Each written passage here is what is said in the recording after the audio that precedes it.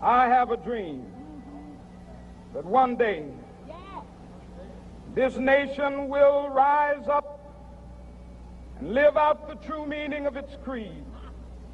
We hold these truths to be self-evident, that all men are created equal.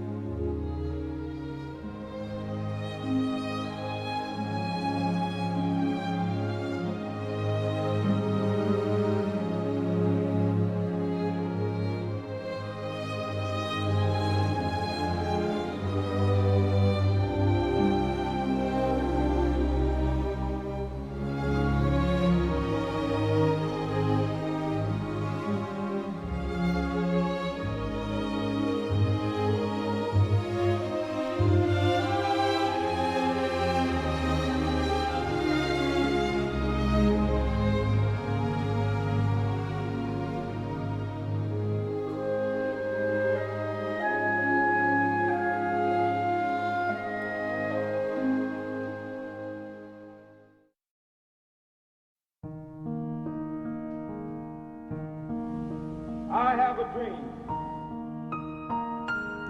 I am happy to join with you today in what will go down in history as the greatest demonstration for freedom in the history of our nation. 50 years ago, a great American, in whose symbolic shadow we stand today, signed the Emancipation Proclamation. This momentous decree came as a great beacon light of hope to millions of Negro slaves who had been seared in the flames of withering injustice. It came as a joyous daybreak to end the long night of their captivity. But 100 years later, the Negro still is not free. 100 years later, the life of the Negro is still sadly crippled by the manacles of segregation and the chains of discrimination. 100 years later, the Negro lives on a lonely island of poverty in the midst of a vast ocean of material prosperity. 100 years later, the Negro is still languishing in the corners of American society and finds himself an exile in his own land. So we have come here today to dramatize a shameful condition. In a sense, we have come to our nation's capital to cash a check.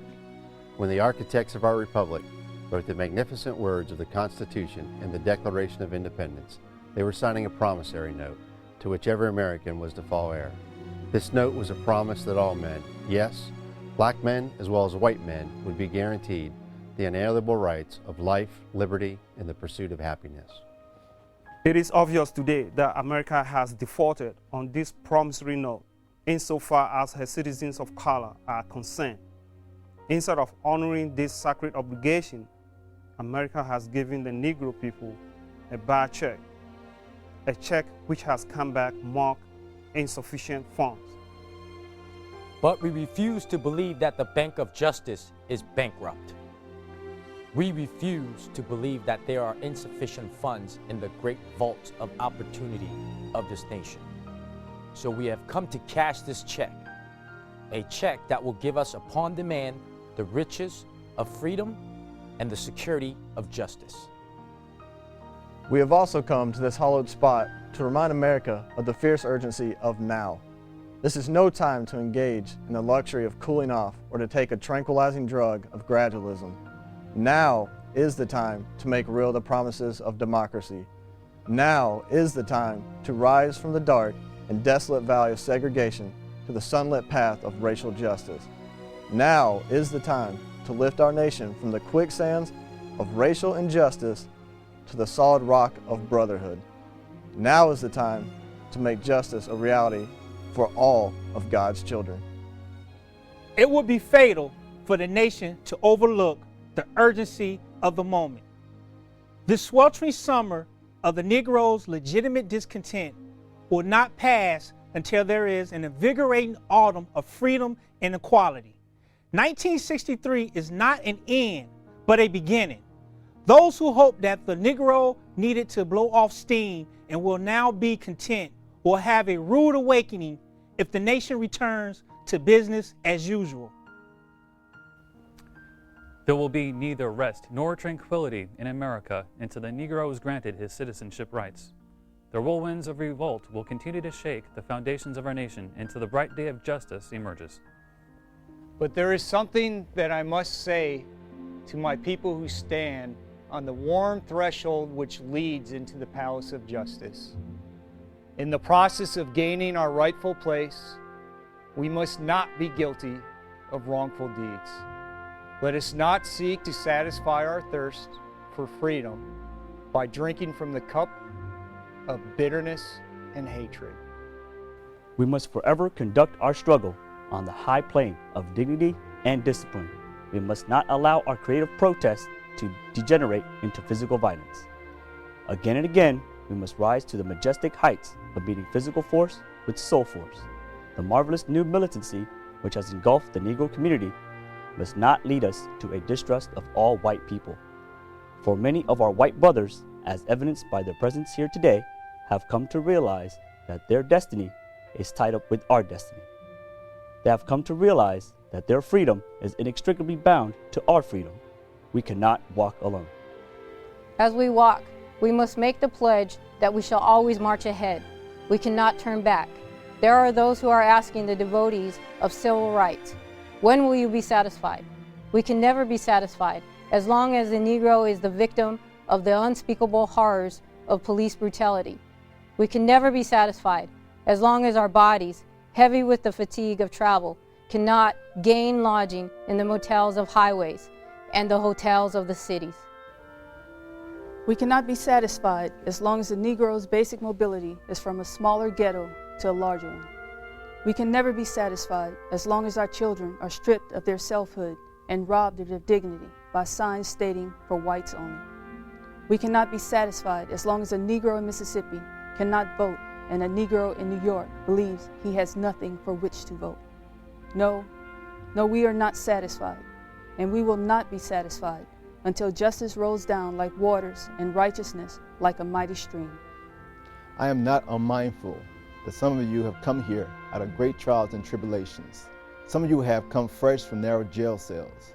Some of you have come from areas where your quest for freedom left you battered by the storms of persecution and staggered by the winds of police brutality.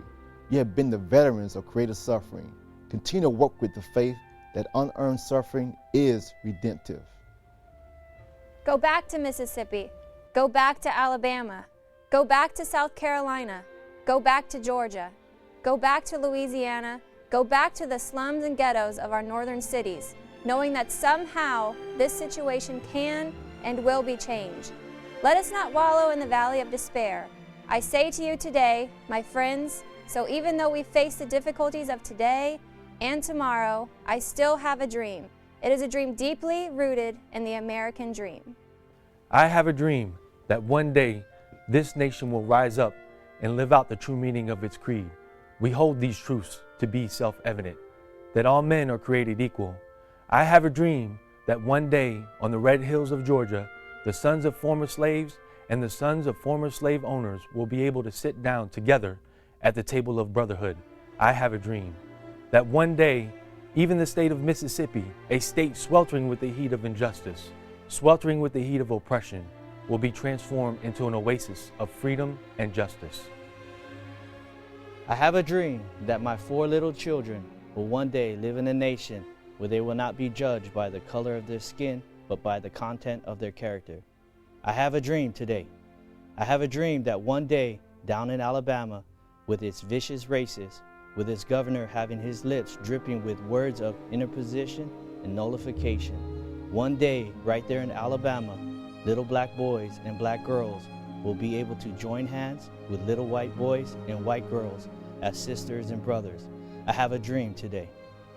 I have a dream that one day every valley shall be exalted, every hill and mountain shall be made low.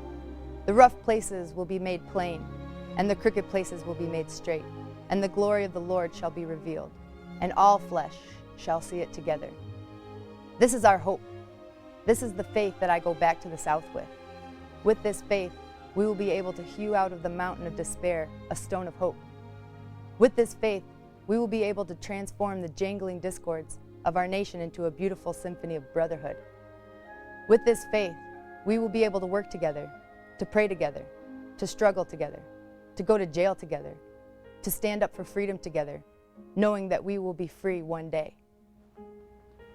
This will be the day when all of God's children will be able to sing with a new meaning.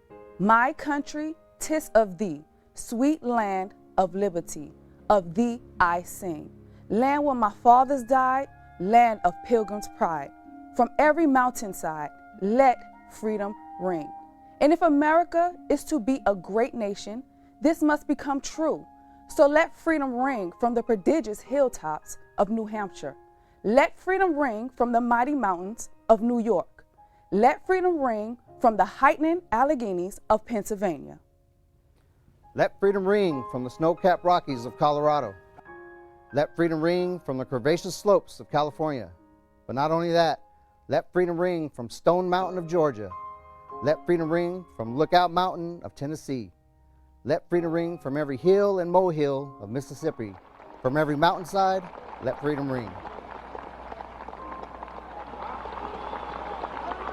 When we allow freedom ring, when we let it ring from every village and every hamlet, from every state and every city, we will be able to speed up that day when all of God's children, black men and white men, Jews and Gentiles, Protestants and Catholics, will be able to join hands and sing in the words of the old Negro spiritual, free at last, free at last.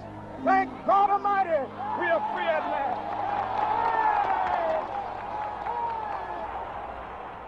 Martin Luther King Jr. Day, a man whose vision transcends time, linked back to the Gettysburg Address as the words dripped from Abraham Lincoln, who he also saw a vision to end slavery and to let every man and woman be free. Martin Luther King, on this day we celebrate and we look to live out his vision. He once said, if you can't fly, then run. If you can't run, then walk. If you cannot walk, then crawl. But whatever you do, you have to keep moving forward. Martin Luther King left that burden on us so that we all can look eye to eye, man to man, woman to woman, and see the depth of each other's character, worthy of their own merits, and not the color of skin nor nationality.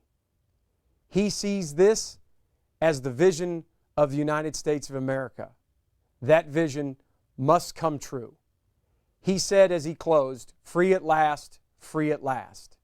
That all starts by his most memorable quote to me, where he says, faith is taking the first step, even when you don't see the whole staircase.